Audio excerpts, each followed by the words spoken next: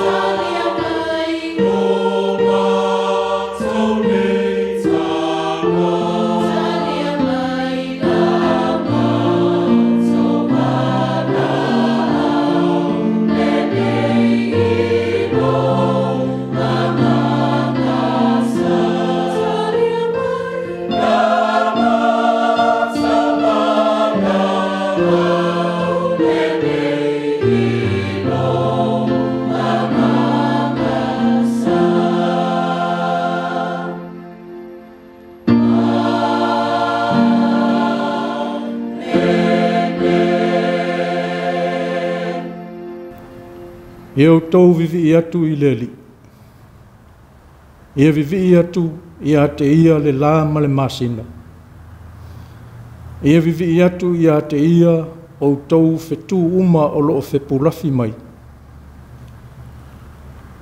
Ia la tau vivi I atu I le suafa o le li. Awa ua na o lona suafa e mamalu. O lona vi inga ua sili lea I le lalolangi. A toa malelangi.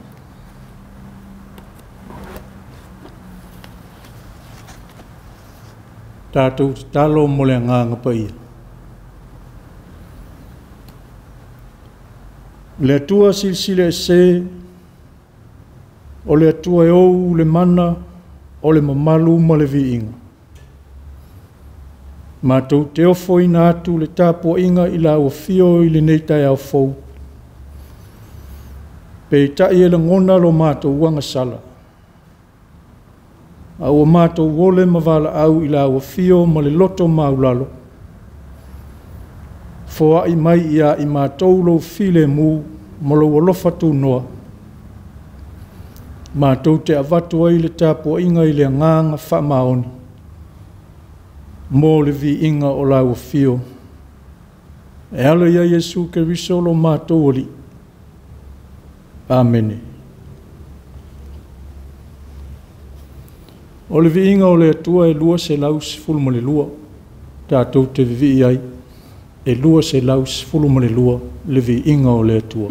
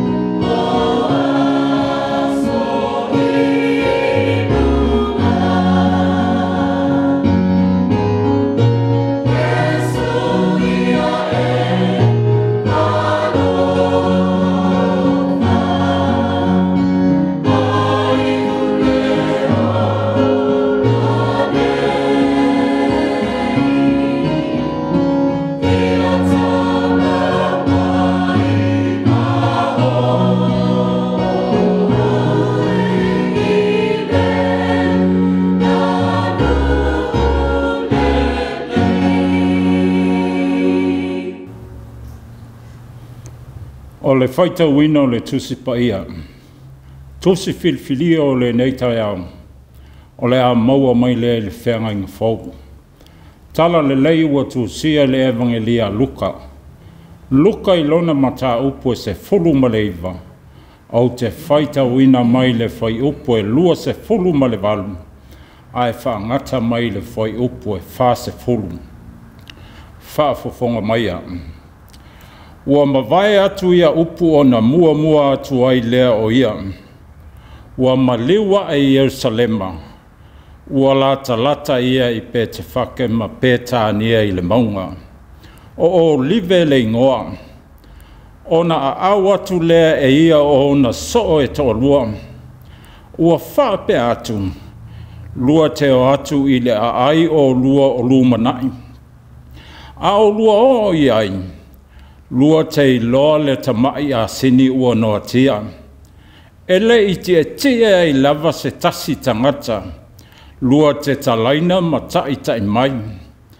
A whai foi e whesili mai se tasi a te o lua. Se a le mea lua te tatala I le a sini. Lua te whai atu ia te ia. E manao I aile ali. Wo e na au ina atu. O na la maua I lea. Pei o na whetalai mai ia I la ua. O tatala I la ua le tamai a sini. Ua whai mai ia te I la ua tangata e ala tau le mea. Se a le mea lua te tatala ai le tamai a sini. O na la whai atu lea. E manao I ai le ali. Ua la tai mai ia I Yesu. Ua la tau lafo la tau ofu I lunga I le tamai a sini. O na la tau whatia tia I leo Yesu. O maliwa ne o ia. A ua la tau fofola o la tau ofu I le ala. Ua la talata o ia uoi le I foae o le maunga o olive. O na fua I lea o le oli o le au so uma e tau tele. Ua la tau vivi I atu I le atua ma le leo tele. A wā o wāwenga uma na wa aia I la tau. Ua whaape ane. Ia manuia le tupu o lo o maliu mai I le swafa o le ali. O le manuia I le langi. O le vi inga foi mea o pito alunga. O na whai mai le ia te ia o isi o le au whalesai o mai le motu o tangata. Le a oe. Ia e a o atu I o so. O na tali mai ai le o ia te I latou. O te whai atu ia te o tau. A le whenganga vai I latou nei. E ala langa mai lava o maa. Whamanuia mai le atua e ala I le tātou whai tau ma whaalongolongo I nisi upo ana whionga paia. Whesoa soani mai pealo na nganga. E whaamatala loto ma whaamalama lama ia I tātou. Le tā ua ma le matang o whia o ana whionga paia. Mai atu mau atu pēa ia te ia le vi inga ma le whamanu. Nei ma so I le au noa. Se ia ho'o lava I le whaavavau e whaavavau lava. Amen. O tātou tāla sanga. O le talo le whaafitai. O le whato senga. Mamomoli atu nisi o tātou manao I le atua. Tātou wifo ma te talo I le atua. Le atua mama nae. Le na whaia le langi ma le lalo langi I lo mana ma lo mata I sau. O le atua e tāpua I ai tangata uma. O le atua o le alofa ma le alofa muti vale o malava. O le atua o te tau I ai le whaamanu ma le whaafitai ma le whaanetanga. O mātou whaafitai I lo alofa ma lo wanga li lei silisili ese le mawai. E lo mātou wola. O mātou avatu ai le vi inga I la ua fio. Ina o mātou maua mai le nei aso fau I lau pule whaasoa. o le aso sā ua whaapitoa. Mō le lalolangi e whaamanatu ai le malanga whaatupu i Iesu i Jerusalema. Mātou whaafitai le li ia i lau tau singa mātangofie ia i mātou malau whanau umai le lalolangi. E ui whaamai o taua ma whewai inga, le tele o whainga tā, o a whaina ai le soifua lau whanau. Ai whaafitai le li ia i lau alofa ia i mātou te le tūla foina. Whaafitai o lo mnuia ne o mātou a inga o nuu, i kale sia o le tunu ai mai se foi. O lau whanau umai le lolangi, e ui na whiangai mati ngā ma whaanoanoanga. Mātou whaafitai le li ie, i au ta mau a inga mau mea lofa whaasoa mai i aso uma, i so o se ala. Le ola ma le malosi, i le poto le mawhau ta leni ma ngā waa ua e foai. Whaafitai lau whaamalo longa, maua i le ola whaafawina, ma le malosi maua pea. Whaafitai lau pui ngā malu ma le saunga le mu i teimi whainga tā. Mātou whaafitai le li ia le nei fo i alau wheso ta inga, ua awala tuai lau tala le lei i le lalolangi. Whaafitai lau upu ma lau tala le lei fola ina pea. E kale sia kerisiano e fia. Au mai ai le file mu i le ngona.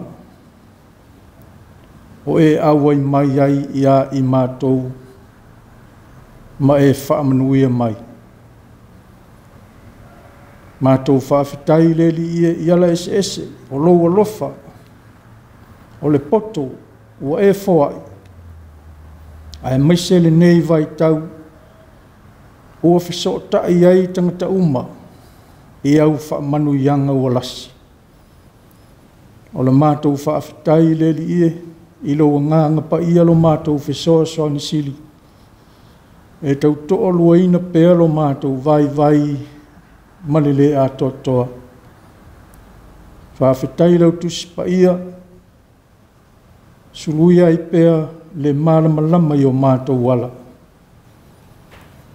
Mātou whaafitai le li ia i mea o malawa ua e whaia mō i mātou. Ai maise o le tongi ola e ala i le soifua Iesu Keriso. Nei e ofo ina mai ai mō i mātou. Nei e maliu ai na toe soifua manu malo mai. O le tala le leile o le oli i le lalolangi atoa. O mātou whaato ese le li ie. O i mātou tangata e le ato toa māngasala. Mātou whaato ese le li ie. Ilo mātou le whaamaoni o mātou tiute. Whaamangalo mātou winga, ma mātou wa mionga, ua le atangi ai la ua fio ilo mātou ola. O mātou o ese pea mai la ua fio, a ua whai o mātou loto.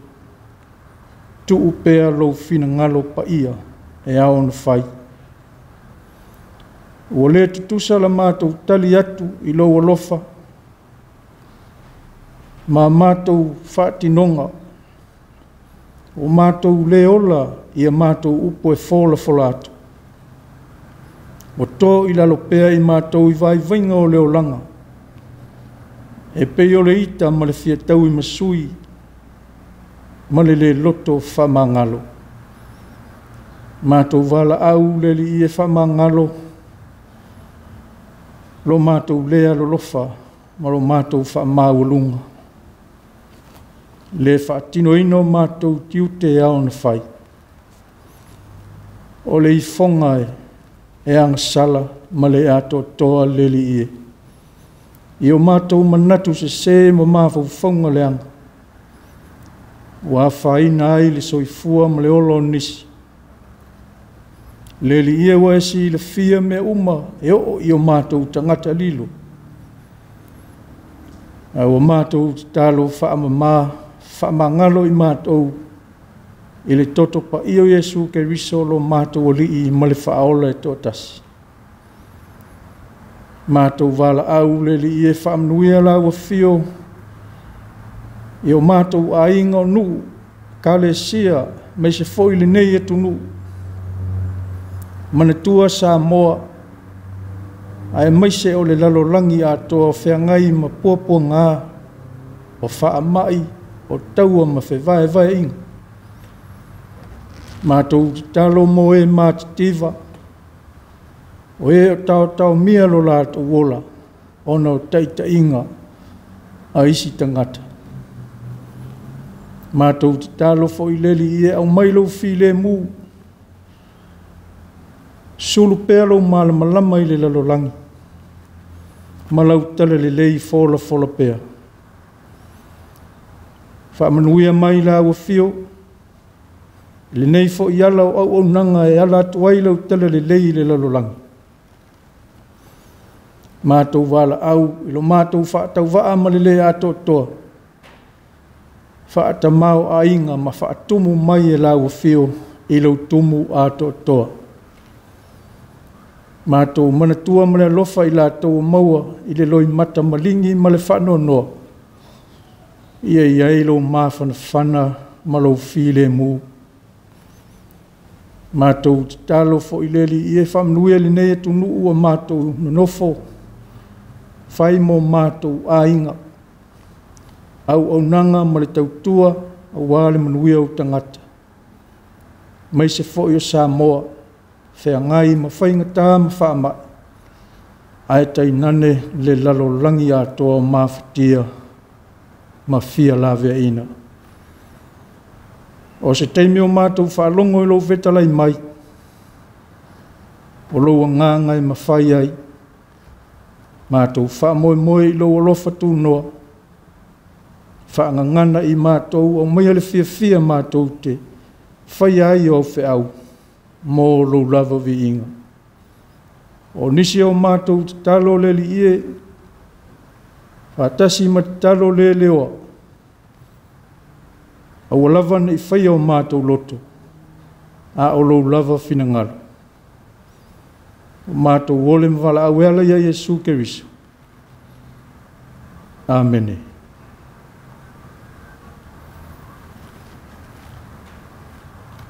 O le viinga o le atua e tolu se lau walu se fulu. Tātou te pese ai. Tolu se lau walu se fulu le viinga o le atua.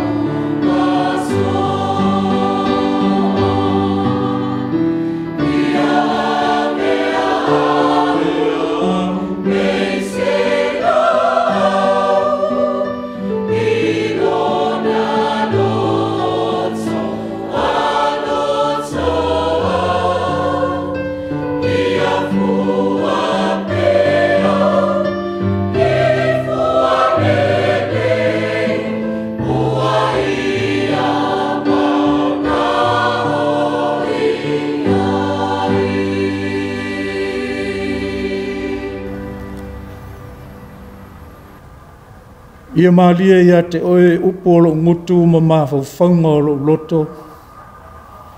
Leli ie lo papa ma le na te tongi o leina. Amen.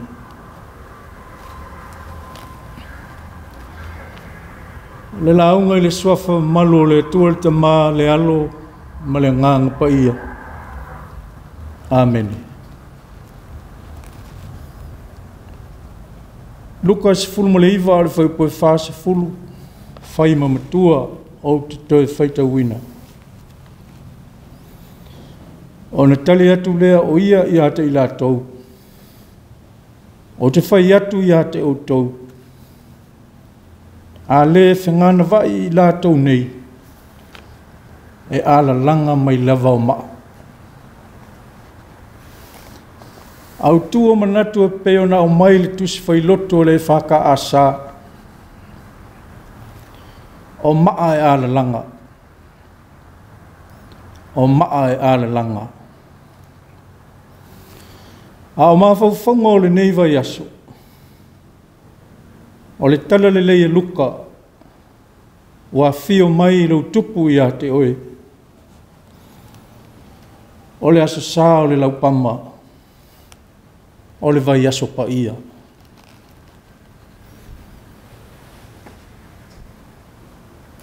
O le tala le leia luka. Wa fio mai lo tupu i a te oe. Ili ngana mai o maa. O se mea e matua ofo fongia pe a whai ma whai o na tupu. Awa o maa pe a whaawasenga i le whaasai nisi. E la vea i le au ainga o mea i le iniola. Non-living things. I le ma whai o na ngā ioi.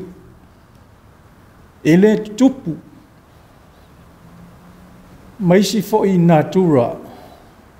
Pei o meola mala au matangata. Pei tai o le whatalainga Iesu.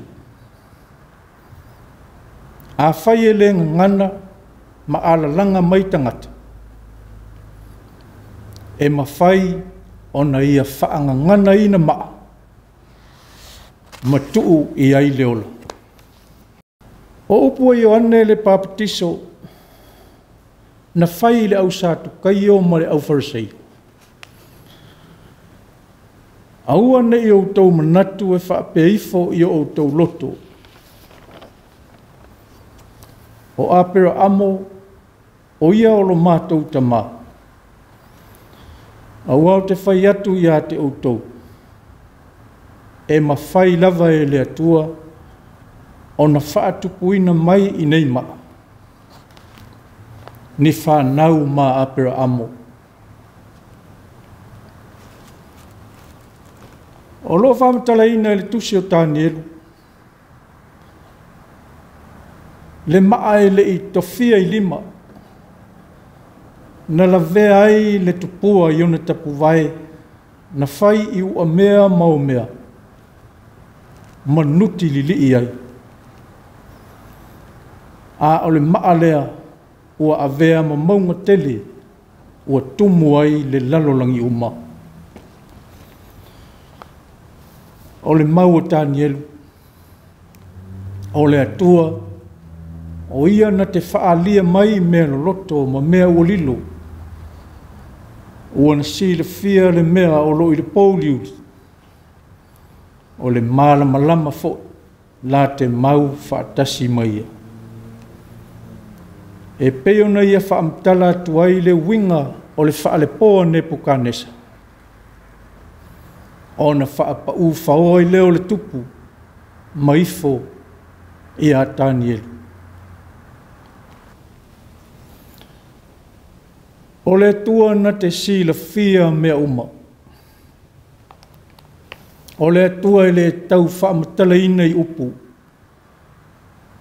A wae moli mau lava lana whaafwanga i a te ia.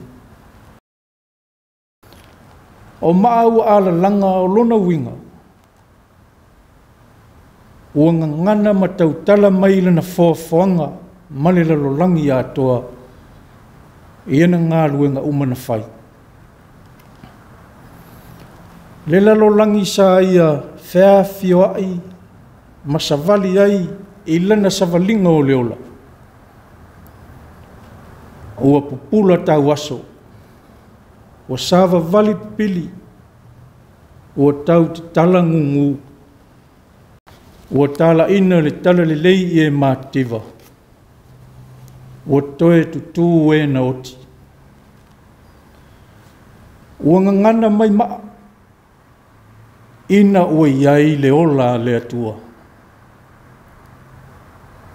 Ua tūlanga e se le tala le lei a luka, i lona whātā ua o meni nii, ma mea le tā ua i tangata. O e mamai, o e angasala, o e ua le iloa. A o le vaai whawhia o ngā whawho mai.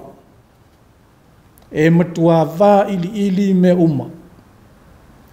Mai a ele tumua i o le tangata. I ona alofi vai. Se ia oa i maa. O mea sa vali ai masoli vai. A o lona whaata ua o mea whaatau wa. O hala mau lalo e peo na soi fua mai ai le li o Yesu le lalolangi. Ma e whaapea fōi o na i ato e fōi atu ai. I lana malanga i Yerusalema i le asini. Se ia o i le sātauro. Ai o le malanga ua māta le tala ai whai te toa tā puni i loto o ma māwhau whau o tangata.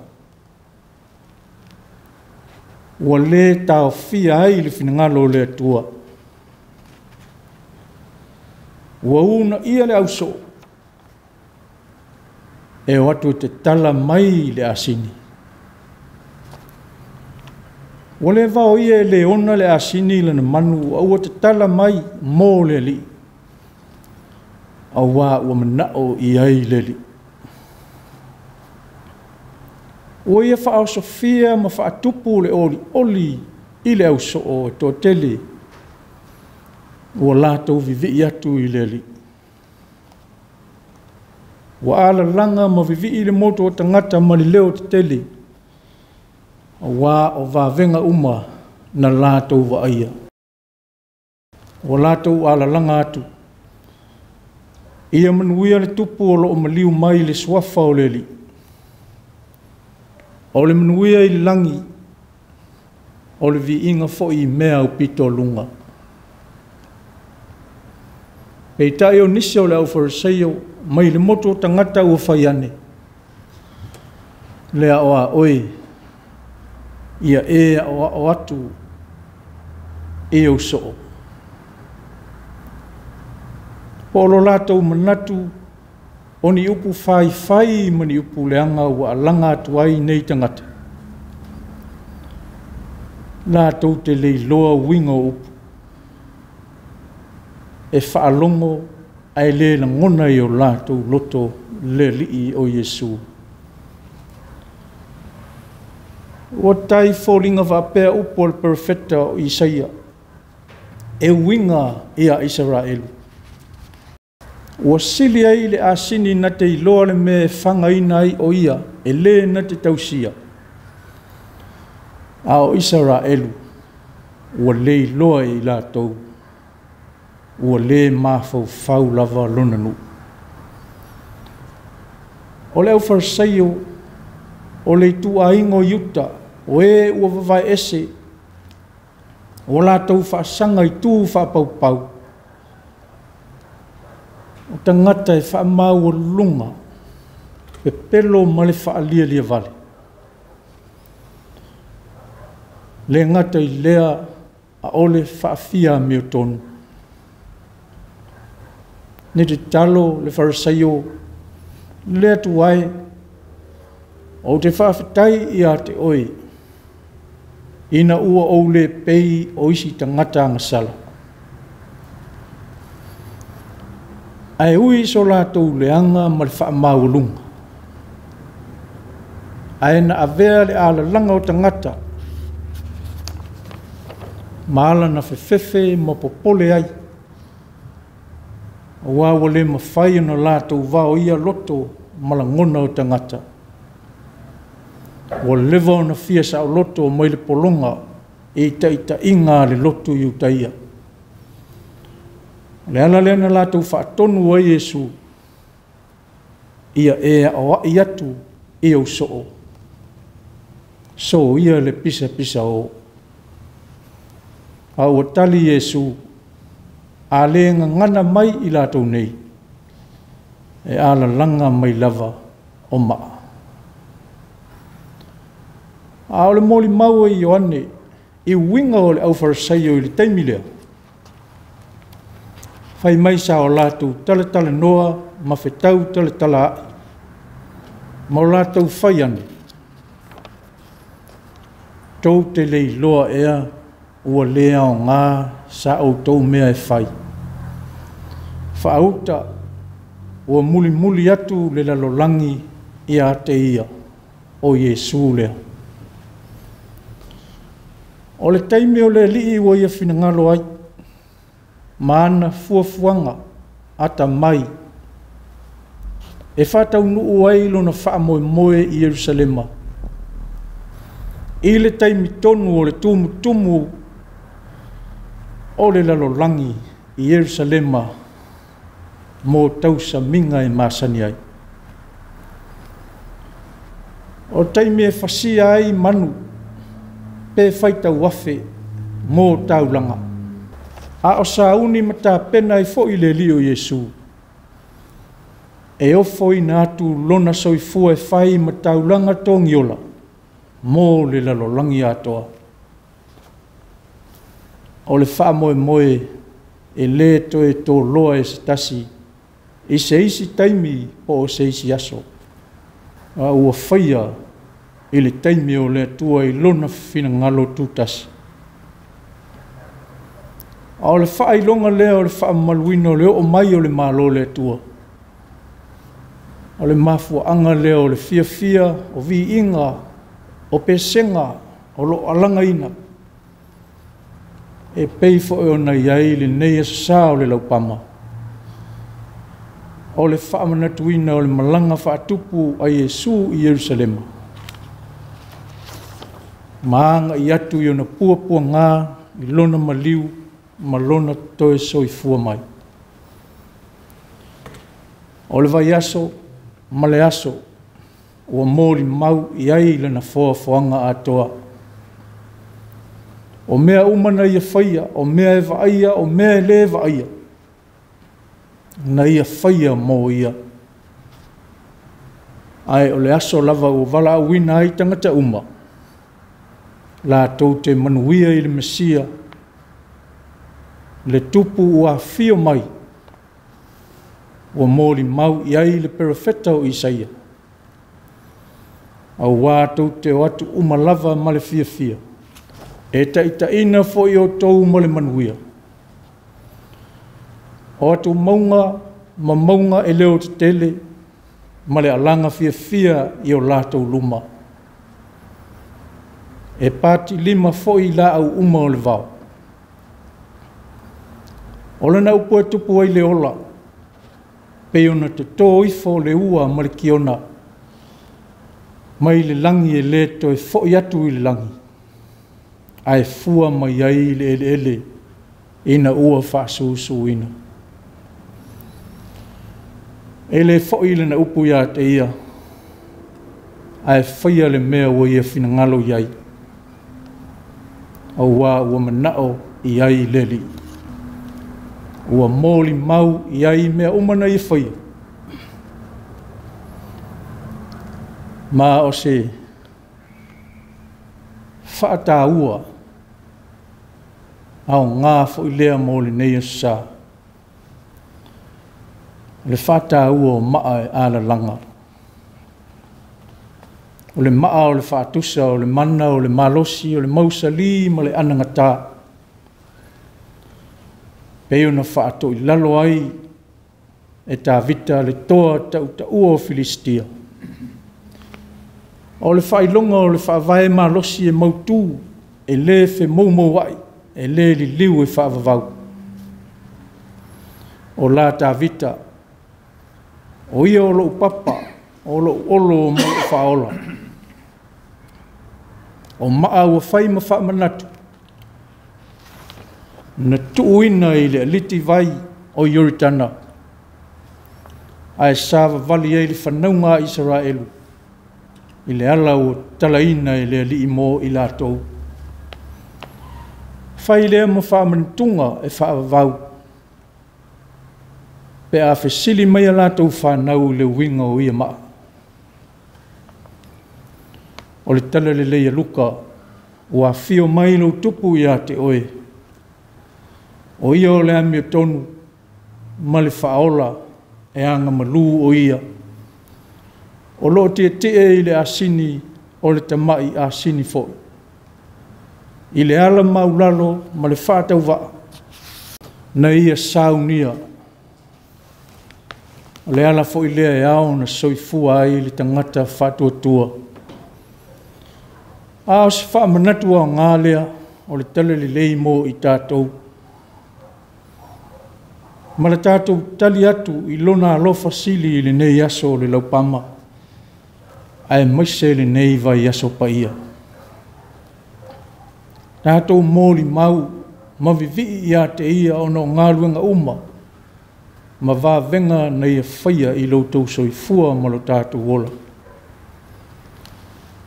I lona sa ili mai a o lo tātou tō i la lopea i le angasala. O le maa na teia ai le tupua u a mea, whaia i le ario ma le auro. Na avea ma maunga tele, ma tumu ai le lalolangi uma. O le whaatusa le o lona malo e whaavai lunga o lana e kalesia. Ua avea ai le na whanau whaatua tua ma maaola, olo na fale nganga. O i la tau e avatu le vi inga ia te ia i aso uma. Ai a whai e le ngana mai i la tau nei. E a ranga mai lava o maa. O maa e a langa. Aua o tuwina i ai le ola le atua. Fetalai mai le li. Ma tō mau ia te ia, lona vi inga e whaavavau. Amene. O le vi inga o le atua se lau iwa se fulu mo le valu. Tātou te pese ai. Se lau iwa se fulu mo le valu le vi inga o le atua.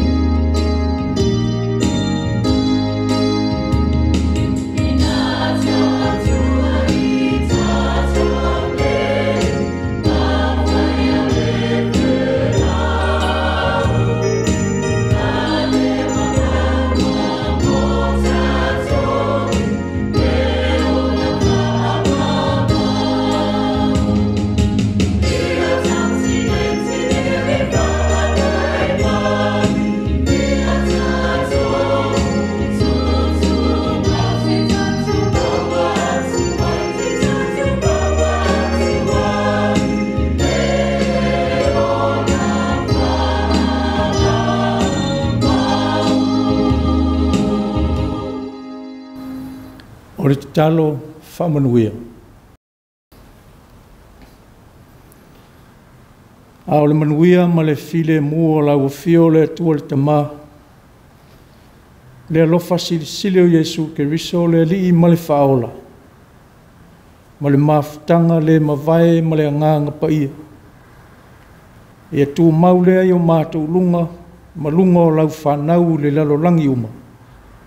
Nei maso uma e whaavavau lava. Amen.